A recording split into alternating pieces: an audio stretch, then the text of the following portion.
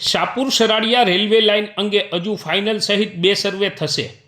Shapur સરાડિયા railway line અંગે બાટવા આવેલા કેન્દ્રીય મંત્રીને રજૂઆત કરતા તેઓએ જણાવ્યું હતું કે આ રેલવે લાઇન અંગે હજુ ફાઇનલ સહિત 2 સર્વે થશે।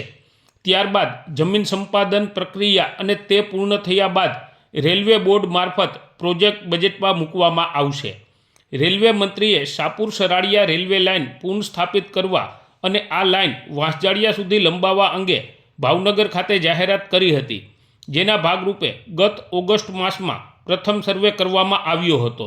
ગઈકાલે બાટવા આવેલા પોરબંદરના સાંસદ અને કેન્દ્રીય મંત્રી મનસુખભાઈ માંડવિયાને આ અંગે રજૂઆત થતાં તેઓએ જણાવ્યું હતું કે આ 5 વર્ષનો પ્રોજેક્ટ છે। રેલવે મંત્રીએ સૈદ્ધાંતિક રીતે સ્વીકારી સત્તાવાર જાહેરાત કરી દીધી છે। હજુ ફાઇનલ સહિત 2 વર્ષ થશે, ત્યારબાદ જમીન સંપાદનની કાર્યવાહી કરવામાં આવશે।